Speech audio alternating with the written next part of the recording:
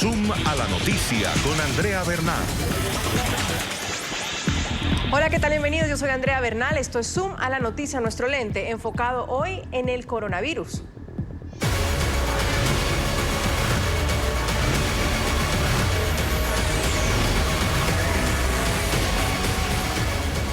La Organización Mundial de la Salud elevó la amenaza internacional a muy elevada por el aumento en el número de muertos. Hay infectados en todos los continentes, excepto en la Antártida, mientras que los gobiernos hacen un llamado a no caer en pánico. Las bolsas de valores se desploman. Y frente a eso, hoy también la gente se está preguntando si hay una paranoia colectiva frente al coronavirus. ¿Qué cree usted? Saludo a nuestros invitados de hoy. Él es Roberto Vaquero Nieto, médico epidemiólogo. Desde Cali, Colombia, nos acompaña. Doctor Vaquero, gracias por estar con nosotros. ¿Hay una paranoia colectiva frente al coronavirus o estamos hablando de algo a lo que realmente hay que ponerle atención? Yo creo que las dos respuestas son sí. Muy buenas tardes para todos, Andrea. ¿Qué tal? Yo creo que sí hay que ponerle cuidado, pero sí existe, a mi parecer, un sobredimensionamiento y una paranoia colectiva alrededor de lo que ha sido el coronavirus. Creo que lo importante es no bajar la guardia, tener vigilancia epidemiológica, hacer control, pero creo que estamos sobredimensionando un poco y está llevando consecuencias sociales inesperadas. Quizás entonces la pregunta también podría ir por el lado del si estamos sobredimensionando esto. Carlos Torres Viera, médico infectólogo desde Miami, Florida, nos acompaña. Doctor Torres, ¿hay una sobredimensión del tema? Buenas tardes. Bueno, eso es una pregunta subjetiva en cada individuo. Probablemente sí hay en alguna gente sí hay una cierta sensación de paranoia de que nos vamos a morir todos y eso no es adecuado. Por otra parte, yo sí creo que una enfermedad que merece observación cercana, merece actividades para tratar de controlarla y ser tomada en serio. Vamos a hablar del contexto. El brote del coronavirus comenzó en Wuhan, en China, en diciembre y se declaró el 25 de enero. Ya se ha expandido a más de 50 países. Se contabilizan casi 3.000 muertos y más de 83.000 contagiados. La Organización Mundial de la Salud elevó la amenaza internacional del COVID-19, primero se lo llamó coronavirus, luego COVID-19, a muy elevada. Sin embargo, el director del organismo indicó que el nuevo coronavirus aún no reúne las características para que se la declare o para que se declare la alerta por pandemia. El continuo aumento en el número de casos y el número de países afectados en los últimos días son claramente una preocupación. Nuestros epidemiólogos han estado monitoreando esta situación y ahora hemos incrementado el riesgo de la expansión y el riesgo del impacto del COVID-19 a muy elevado en un nivel global. Y en medio de la alerta de la OMS, Hong Kong informó sobre el primer caso sospechoso de COVID-19 en una mascota. Se trata de un perro cuyo dueño fue diagnosticado hace unas semanas con la mortal neumonía. Las autoridades indicaron que los animales de compañía de personas contagiadas serán puestos en cuarentena también durante 14 días. Los colegas del Departamento de Agricultura, Pesca y Conservación han tomado algunas muestras para hacer pruebas a estas mascotas y luego descubrieron que uno de los perros ha dado débil positivo, por lo que no es seguro si el perro está realmente sufriendo la infección o es debido a la contaminación ambiental de la boca y nariz del perro. Así que se harán más pruebas para que el resultado se compruebe y hasta que no dé negativo, el perro no será devuelto al dueño. Ahora, hay cosas básicas que quizás no se han preguntado, doctores, la ciudadanía o la gente en general, de por qué estamos entrando para algunos en una paranoia. Ayer leía un artículo interesante que se llama Nos come el virus de la paranoia, y mucho incluso lo contrastan con otros virus que han habido en épocas pasadas. Estamos hablando incluso del dengue. Ustedes manejan mejor los números, pero cómo el dengue está matando gente, sobre todo en América Latina. Doctor Vaquero, ¿qué hace o qué ha pasado que sea para usted sobredimensionado el tema del coronavirus? Bueno, creo que el sobredimensionamiento se da en dos contextos, son dos puntos fundamentales. Lo primero, sí existe un incremento, unas cifras bastante fuertes en cuanto a contagiosidad. En segundo lugar, la letalidad es importante, ha llegado a una letalidad importante, pero nunca a los mismos niveles de otras de otras epidemias relacionadas también con un coronavirus, pero es importante sobre todo en la provincia donde fue su origen en China. Pero yo creo que la paranoia se ha sustentado en que, siendo una letalidad importante, no tan grave, con altos números, sí se ha empezado a gestar una consecuencia de toxicidad social y toxicidad financiera alrededor de la paranoia.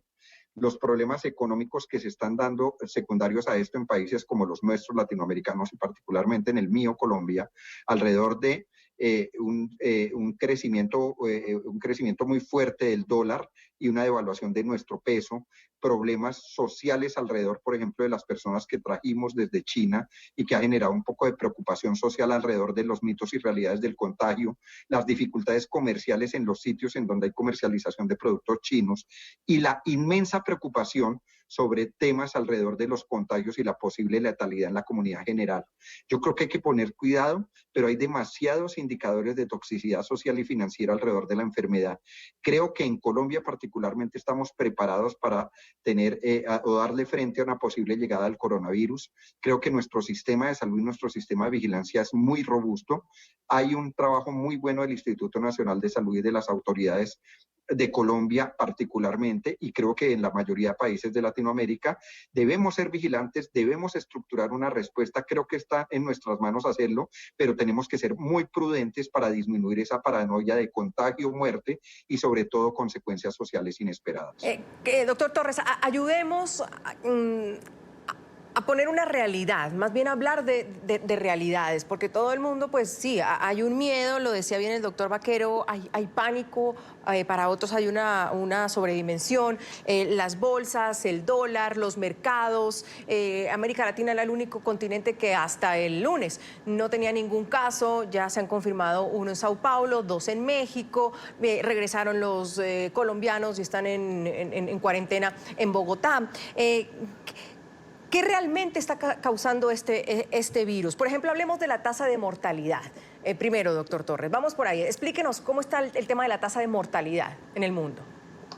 Mira, bueno, primero hay que entender que los datos sobre este virus continúan siendo en cierto modo inexactos, porque es una epidemia que está en gestación y tratando de generar información lo más rápido que se pueda. Pero la tasa de mortalidad del virus se ha calculado en alrededor, dependiendo de los estudios que haga, está entre 1 y 2%. Hoy la Organización Mundial de la Salud, basada en ciertas muertes, sobre todo ahorita en Europa y eso, la pone un poquito incluso más alta. En uno de los reportes lo han puesto hasta 3%. Pero asumamos que es 1%. ¿Por qué la gente piensa que es a lo mejor 1%? Porque una de las cosas que pasan con estas epidemias cuando empiezan es que lo que primero llama la atención son los casos más severos y dejamos de tomar en cuenta porque no se les hace prueba o porque no van al sistema de salud una gran cantidad de casos que son leves.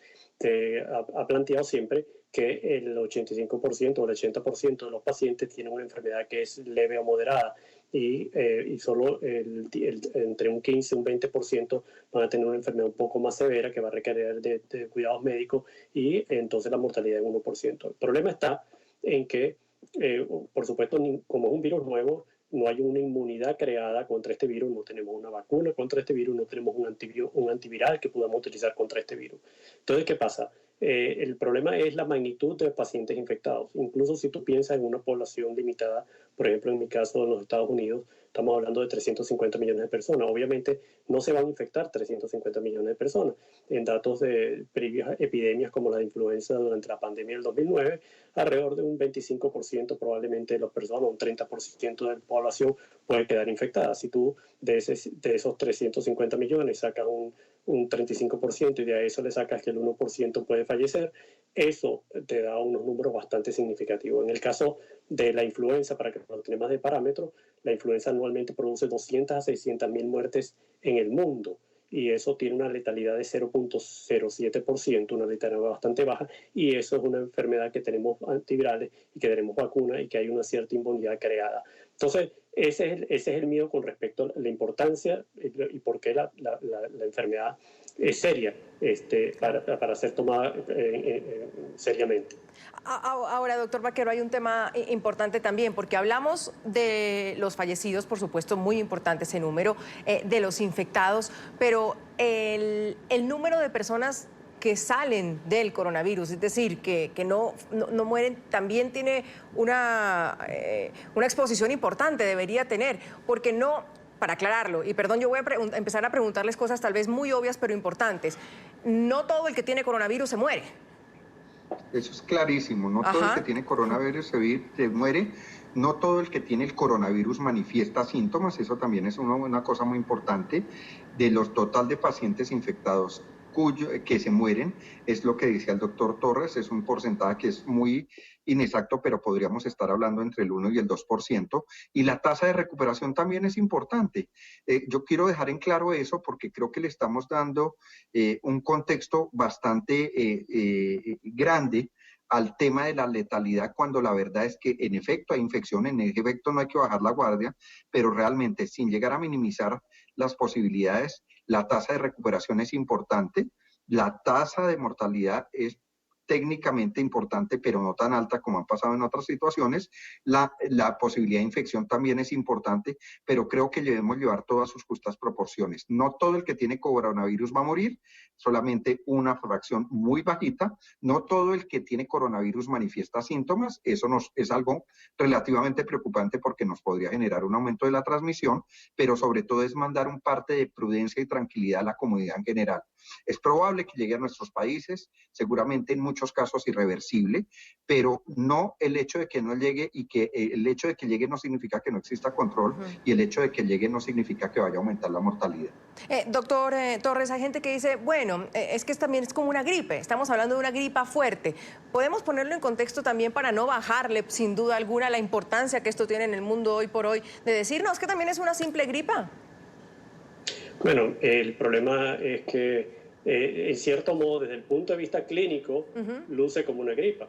Y como estamos diciendo, en el caso de que hemos mencionado, tanto el doctor Vaquero como yo, la mayoría de los casos son benignos y se curan. Sí, puede pasar como una gripe, lo cual hace que, por eso estábamos hablando de que la determinación exacta de cuántos infectados hay es difícil, porque muchos pacientes, probablemente la mayoría de los pacientes, no requerirán ni siquiera cuidados médicos. Pero es un poquito más severo que una gripe, porque una gripe no tiene esa mortalidad asociada que hemos mencionado, ni esa severidad asociada que también hemos mencionado, aunque sea en una población relativamente más pequeña de todos los infectados, y que generalmente son personas de mayor edad. Eso puede traer una recarga a los servicios sanitarios que también no es que es importante y que hay que tomar en cuenta. Entonces, los síntomas sí parecen una gripe, pero no debe ser tomada tan simplemente como que es una gripe en el sentido, desde el punto de vista de preparación, desde el punto de vista de epidemiología y salud pública, ¿me entiendes? Pero esa es la realidad de esta enfermedad, no es tan simple como una gripe, un poco más compleja. Doctor Vaquero, de acuerdo con el doctor Torres y voy más allá, entonces, ¿por qué a quienes les da el coronavirus pues sí, se contagian con el coronavirus, muchos salen adelante y otros mueren? ¿Eso de qué depende? Pues estábamos hablando también relacionados con la edad, si tienen otra enfermedad, si están bajos de defensas. ¿Qué hace que lo mate a uno el coronavirus?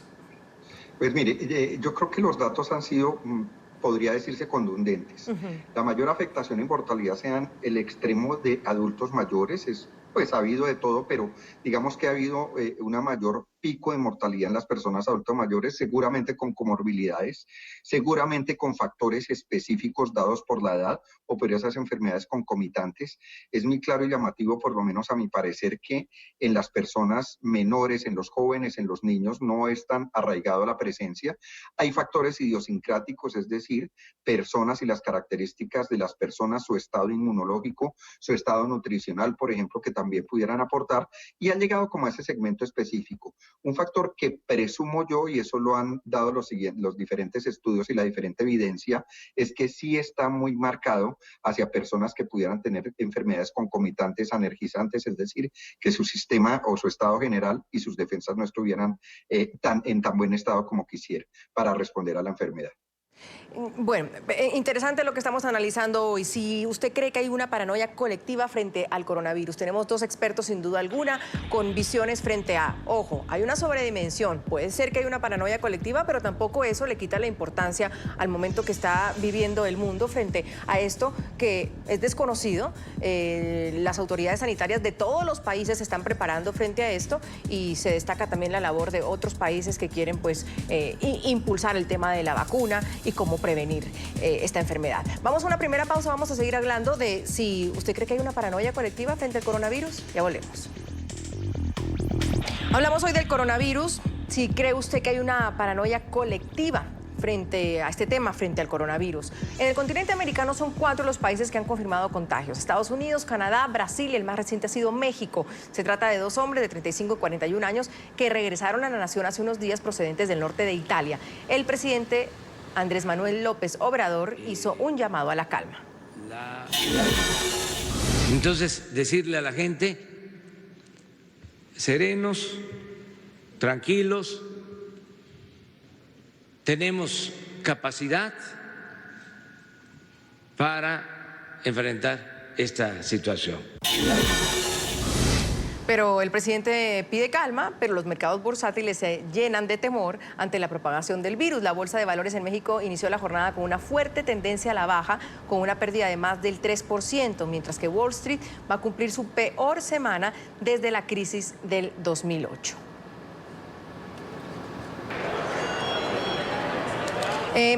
Doctor Torres, varias cosas también importantes. Creo que en la primera parte logramos establecer el tema de la mortalidad, de quiénes podrían contagiarse, si todos los que se contagian mueren. Entonces vamos analizando y contestando preguntas que quizás la gente del común, incluido muchos periodistas y la gente que maneja ese tipo de información, pues como dicen, ¿a qué se debe esta paranoia? Bueno, porque hay que estar bien informados.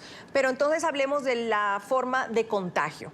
Porque todo empieza, decimos, bueno, empieza en China, que es en Wuhan, donde está el epicentro del coronavirus. Y quienes empiezan a presentar estos síntomas o a estar con contagio es que estuvieron en China, vinieron y estuvieron en ese lugar. ¿Tenemos claro cómo es el contagio? Es decir, no va volando por el aire el virus, sino que se transmite de persona a persona por saliva, por escupir, por toser. ¿Es así, doctor Torres? Es así, es correcto. O sea, los virus, en principio los virus no vuelan. Entonces, el virus está contenido en secreciones respiratorias. Esas secreciones se producen cuando hablamos, cuando tosemos, cuando estornudamos. ¿Okay? Y en el caso de un cuadro infeccioso, como todos sabrán, con una gripe, con algo, hay mayor producción de secreciones mucosas y eso, y ahí es donde está contenido el virus. En líneas generales, se considera que el virus está contenido en unas partículas de secreciones o de saliva que son gotas relativamente grandes que tienden a caer a la superficie, al piso o a las superficies sólidas en una distancia de alrededor de entre 1 metro y 2 metros, ¿okay? Lo que llamamos 3 pies o 6 pies en los americanos. Entonces, esa es la manera. Puede haber situaciones especiales, por ejemplo, pacientes que están siendo succionados, donde puede haber un poquito de aerosolización, es decir, que la partícula de virus vaya en un componente más pequeño de secreción, en una gota más pequeña, y pueda ser transportado un poquito más allá. Pero no, esto no se transmite a larga distancia, por lo menos hasta la data que tenemos hasta ahora. No es un virus que si yo estoy tosiendo aquí se va a infectar la persona que está abajo en el pasillo, sino que tiene que haber una cierta cercanía con respecto a la persona. El otro problema es que, claro, el virus puede, con esas secreciones nosotros podemos contaminar ciertas superficies inanimadas como mesas, escritorios, manillas de puertas, etcétera, y cuando tocamos esos elementos los tenemos en nuestra mano y nos autoinoculamos cuando nos tocamos la cara. Entonces esos son los mecanismos básicos de transmisión de la enfermedad y no hay misterio con respecto a eso por ahora. Doctor Vaquero, sin embargo, hay preguntas como la siguiente. Está el caso de Irán. Van 34 muertos y el doctor Torres es clarísimo al decir los virus no viajan por el aire, pero ahí están diciendo que ninguno estuvo en China, que es decir, que ninguno estuvo en Italia, que ninguno viajó. Hay una explicación para eso y cuando uno dice, este es el primer caso de una persona que no estuvo en el lugar, ¿cómo se contagia? Yo creo que una parte de la respuesta a lo que decía yo inicialmente, ¿no? muchas de las personas que tienen el virus no necesariamente son sintomáticos y la transmisión se da efectivamente. Cuando hay circuitos y contactos entre los viajes entre países, aún el enfermo y el enfermo con mortalidad no haya estado en el sitio puede ser contagiado por esa transmisión persona a persona de personas que provenían de las zonas endémicas, de las zonas de origen, de las zonas como en China, y a través de los diferentes contagios que llegaron al fin al receptor que se enferma y muere, es como se da. No es claro que por transmisión por el aire, transmisión por fomites, es decir, por objetos, y por otras razones que normalmente entran dentro de la parte de mitos de la transmisión del coronavirus, es muy complejo. Siempre, y creo que se da ese contagio de persona a persona a través de las gotas de saliva, de las gotas de fluidos, y que sean de persona a persona. Reitero, yo creo que el proceso ha sido de personas asintomáticas que lo han podido contagiar en un contexto de países que tuvieran mucho tránsito con los sitios de origen. Pero necesariamente, vuelvo con usted, doctor Vaquero, sí tiene que haber existido ese viaje o esa transmisión con alguien o con personas o que estuvo en ese lugar del origen de la enfermedad. Claro, de hecho creo que la persona que no necesariamente la persona que se enferma y muere es necesariamente la persona que viajó, pero los contactos sí en algún momento en la cadena de transmisión, el origen pudo ser personas que estuvieron en algún momento en contacto con otras personas que sí pudieron haber viajado y los hubieran traído. Por ejemplo, para el caso de mi país, una de las circunstancias que a mí me inquieta es el tránsito frecuente y persistente que se tiene entre países vecinos con países en donde ha estado endémico, en donde probablemente las situaciones de control son más lábiles y que probablemente pudieran estar contagiando en zonas fronterizas sin generar alarmas innecesarias a través de un mal sistema de vigilancia epidemiológica que eventualmente llegará a nuestro país. La respuesta es sí, en efecto, debe haber algún contacto con personas que en algún momento tuvieran un contacto con personas que estuvieran en las zonas de origen. Doctor Torres, vamos al tema de la prevención, porque entonces ahora resulta que no hay mascarillas, que uno no encuentra una mascarilla en una farmacia, que están agotadas. ¿Qué sentido tiene que si yo estoy hoy en Buenos Aires, en Quito o en Bogotá, me ponga una mascarilla? ¿Cómo eso me ayudaría a no contagiarme el coronavirus, por ejemplo? No, bueno, ahí donde está sí esta parte de la paranoia que hablaba el doctor Vaquero. No te ayudaría en nada. Okay. Esa es la realidad. Mira, la mascarilla que generalmente la gente usa, que es la mascarilla que usualmente utilizan también los cirujanos, es una mascarilla que originalmente fue diseñada para evitar que el cirujano contaminara el área quirúrgica, no para evitar que el cirujano se contaminara el mismo. Esa mascarilla logra frenar gotas grandes, pero el virus puede pasar a través del tejido de esa mascarilla, entonces no te previene el uso. El uso masivo de mascarillas en la calle, además, acarrea nunca se ha demostrado que haga ningún efecto beneficioso. Por otra parte, puede generar una falsa sensación de seguridad. ¿Por qué? Porque el que ha usado esa mascarilla por un tiempo se dará cuenta que es extremadamente difícil no tocarse la cara, tratarse de arreglar la mascarilla porque se cae, etcétera, etcétera. Y en esos casos, si las manos están contaminadas o tocamos la parte externa de esa mascarilla, justamente que es donde han estado cayendo todas las gotas, estamos contaminando a la persona. El uso de la mascarilla está indicado en el personal de salud y en ese caso utilizamos una mascarilla muy particular o por lo menos eso es lo que están sugiriendo, aunque no necesariamente la Organización Mundial de la Salud, sí lo están sugiriendo aquí en los Estados Unidos, el CDC, que es la llamada N95, que es una mascarilla que es más fija, es realmente un filtro y esa sí puede, pero necesita estar bien fija la cara. El otro punto de la mascarilla es un paciente que está enfermo. Pongamos que usted está en su casa y usted está enfermo, entonces sí vale la pena colocar en el enfermo la mascarilla para evitar que sus secreciones contaminen a los familiares. Pero de resto, usar mascarillas en la calle, sobre todo en situaciones como la que usted acaba de mencionar, estando en Quito, estando en Buenos Aires, incluso estando en Colombia, a pesar de que hayan traído los pacientes de Wuhan, etcétera, eso no tiene ningún sentido. Doctor Vaquero, justamente usted está en Cali, en Colombia, y me gustaría hablar un poco de ese caso, porque la sociedad como tal está preocupada de esta llegada de los colombianos que están en una cuarentena. Y en Colombia, como lo hemos dicho, se han descartado varios casos sospechosos, pero hay intranquilidad tras el arribo al país de 35 personas procedentes de Wuhan, epicentro del brote del COVID-19. Entre ellos, pues se encuentran 13 colombianos. Esto fue toda una trayectoria, fue en un avión de las fuerzas militares. Las autoridades indicaron y dicen, lo han dicho varias veces, que debe haber tranquilidad porque ellos no están contagiados, no presentan síntomas, están sanos y fueron puestos en una cuarentena en una villa olímpica para monitorear su estado de salud. Y aumentaron los temores porque en el recinto pues resulta que anoche se registró una explosión a pocas horas de ser albergados. Realmente se abrió un tubo de agua y tras ser activado este plan de contingencia, los ciudadanos continúan aislados en ese complejo deportivo. Hablemos de ese caso, doctor Vaquero, porque va a pasar con algunos, porque por ejemplo Ecuador también puso a sus connacionales en Ucrania, los tiene en cuarentena y el fin es traerlos. Argentina lo hizo también con unos connacionales, Colombia lo hizo directamente y pues llegaron anoche. ¿Hay por qué tener ese temor? Están en un centro de alto rendimiento que se llama en Bogotá, donde se practican muchos deportes. Los fines de semana la gente va a clases de tenis, a clases de BMX, a clases de voleibol. La gente es un parque muy grande. ¿Hay por qué tener alguna intranquilidad, temor de que esta gente esté en esa cuarentena, en ese lugar? La respuesta es no.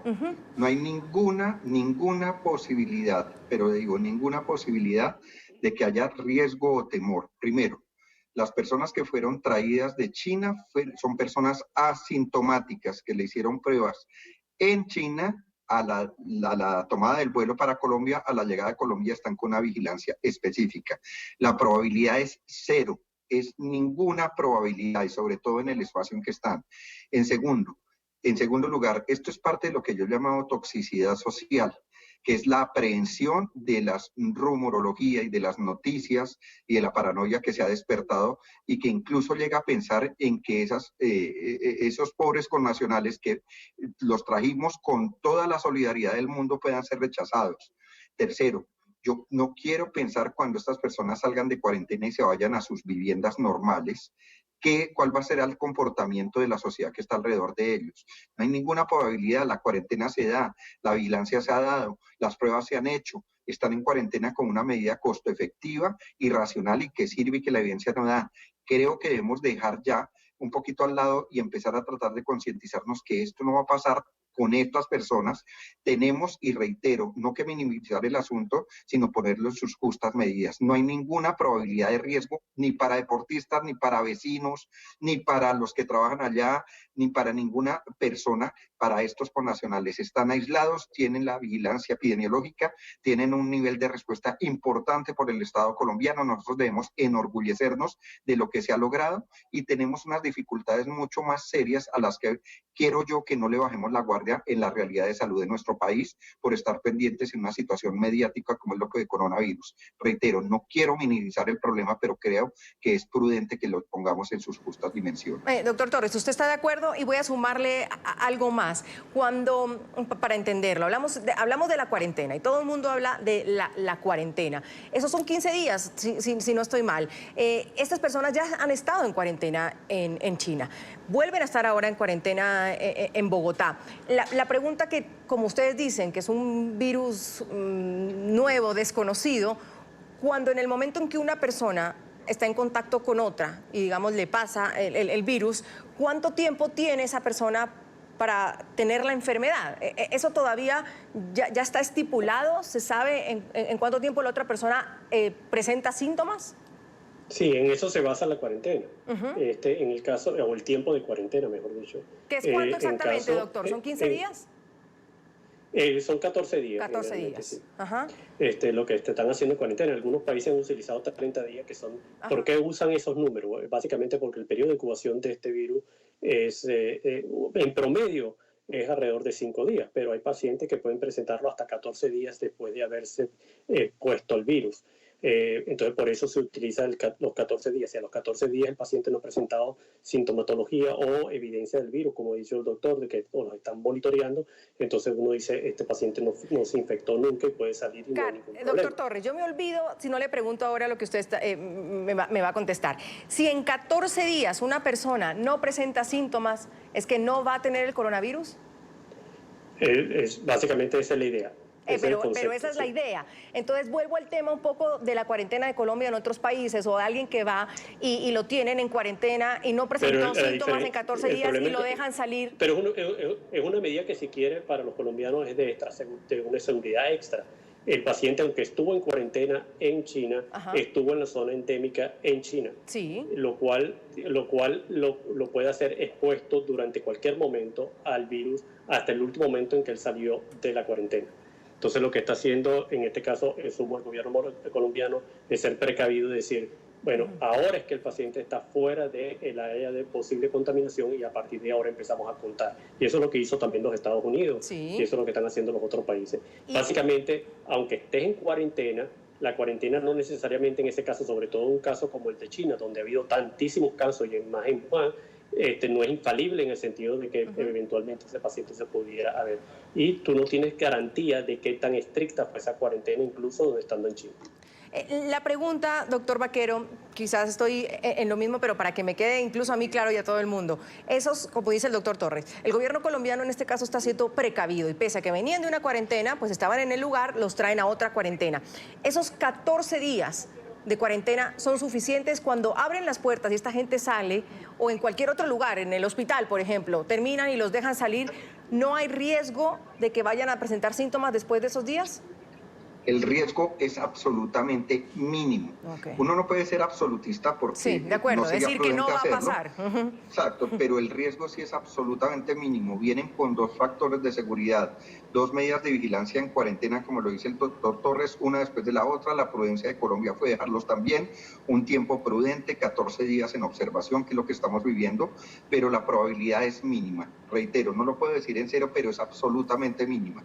Yo vuelvo y cuento y digo, por favor, tengamos calma, tengamos prudencia, tengamos ponderación, démosle la justa medida a las circunstancias. Y la respuesta es la posibilidad. Una vez abiertos los 14 días de cuarentena de los pacientes que llegaron de China, es absolutamente mínima para poder tener una posibilidad de contagio.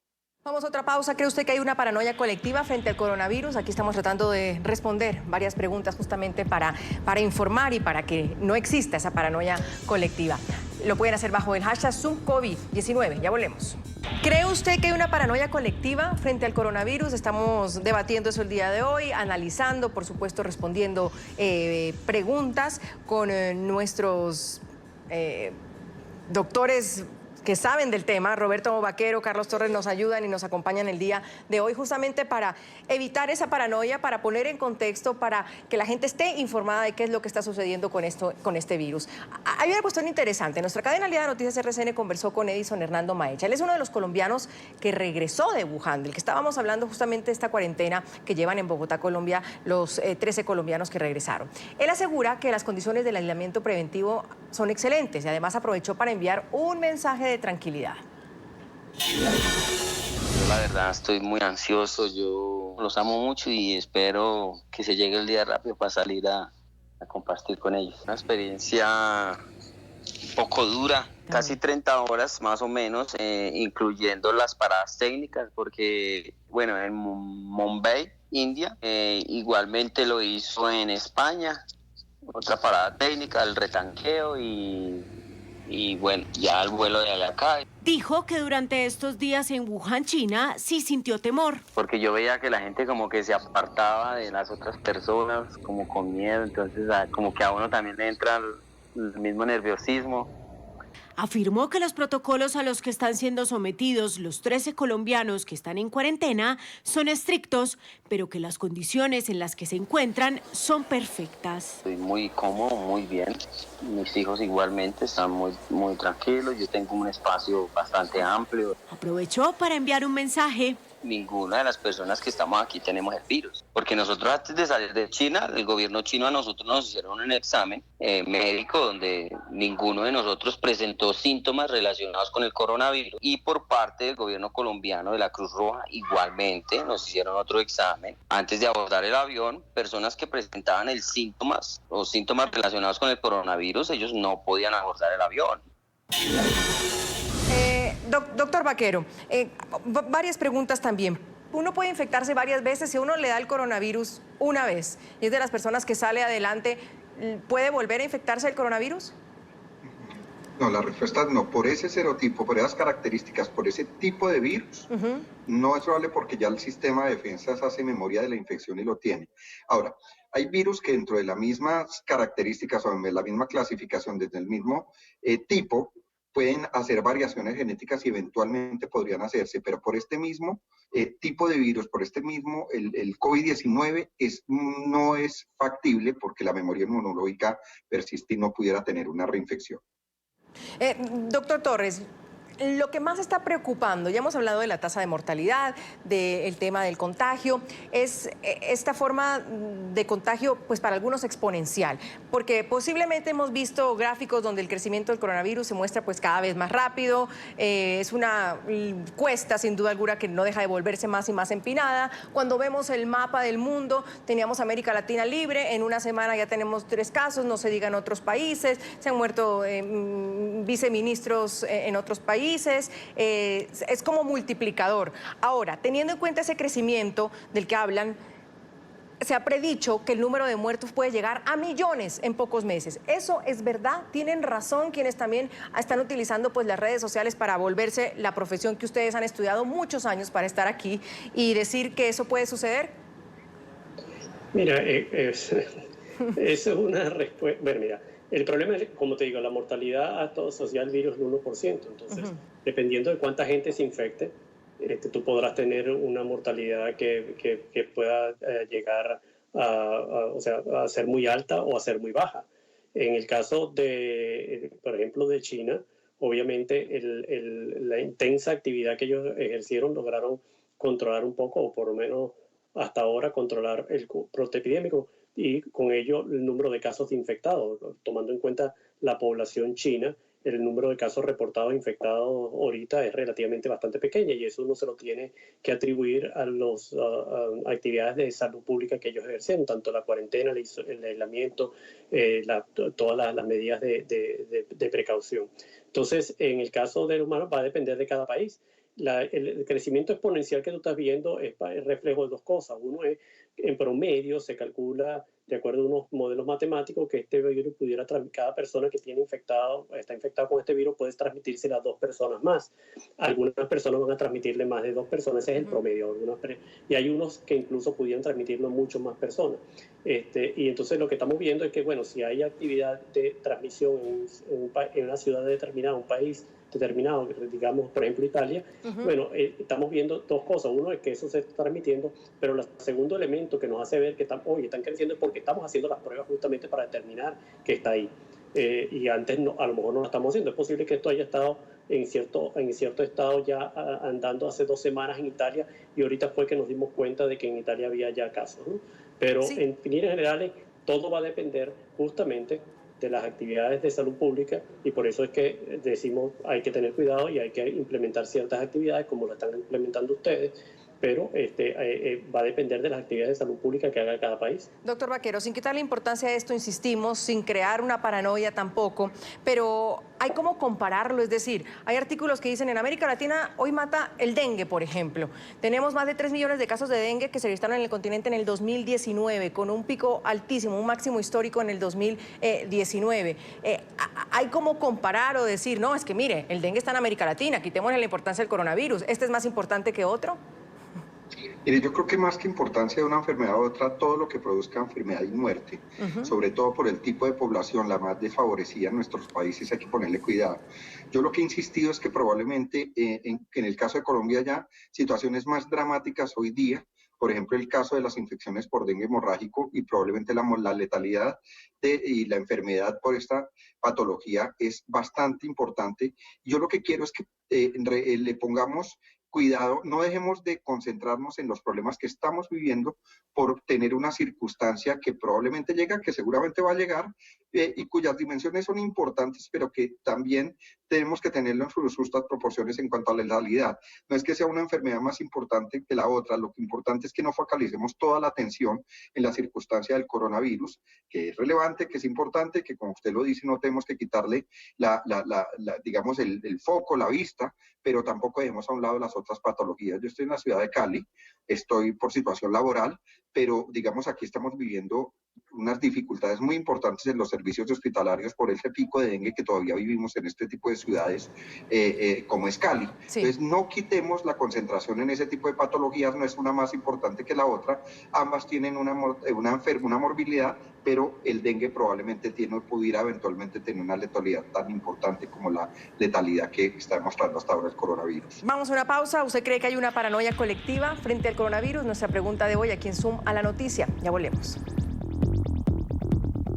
Quiero agradecerle a Carlos Torres Viera, médico infectólogo desde Miami, nos acompañaba, y a Roberto Vaquero Nieto, médico epidemiólogo desde Cali, Colombia. A los dos, mil gracias por su tiempo y por contestar todas estas preguntas que son tan importantes en estos momentos. Yo soy Andrea Bernal, feliz fin de semana. Nos vemos el lunes con otros temas de debate.